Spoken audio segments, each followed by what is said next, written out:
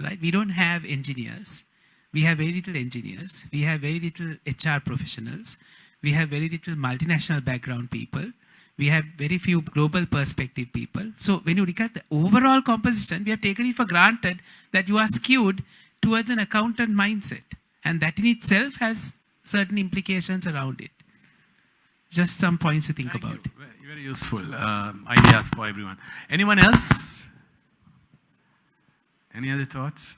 Anyone from the panel wants to say anything? Or should we close? We have one other observation. Great.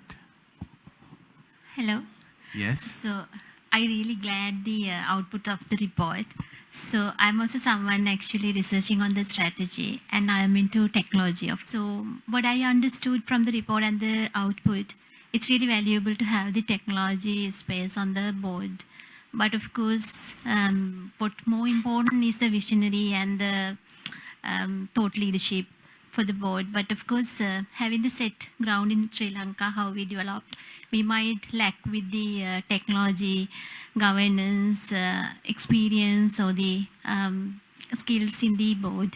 That might be the need for us to have someone there to support in.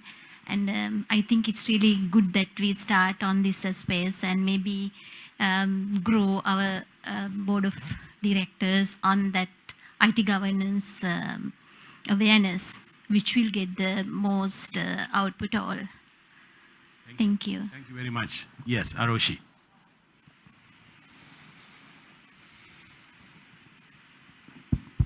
Okay. One quick question, Arjuna. In terms of, so we've already got a set of board members sitting on the board, right? And we are looking at bringing one or two, or however a number onto the board who are IT professionals and experts.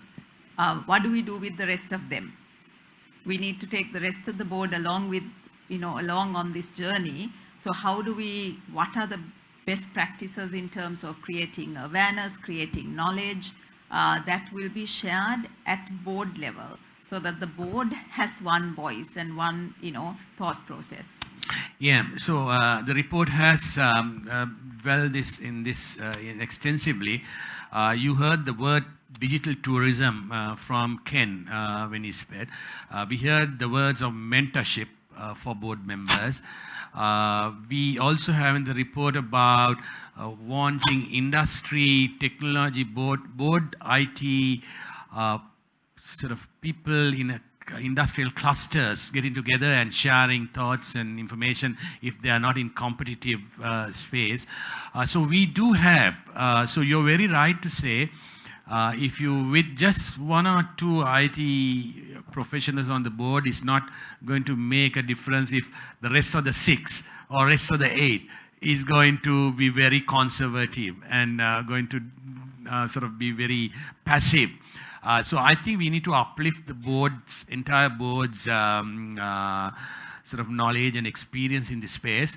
And we do have an amount of ideas in this, but how do you practically implement those are things possibly SLID can look at and start working at, creating clusters and communities and having facilitating visits to best practice organizations or things of that nature.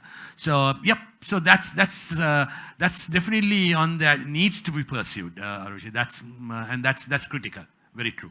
And that's the visionary and leadership we spoke about, needs from the boards in addition to people who actually have core IT skills.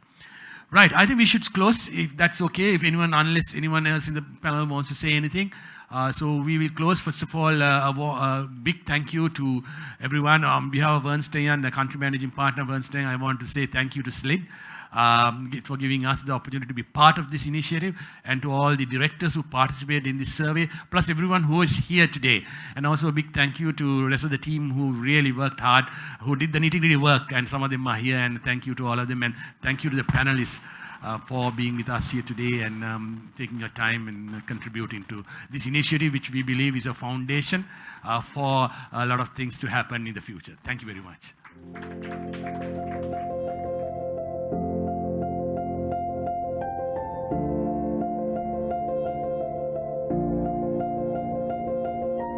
you.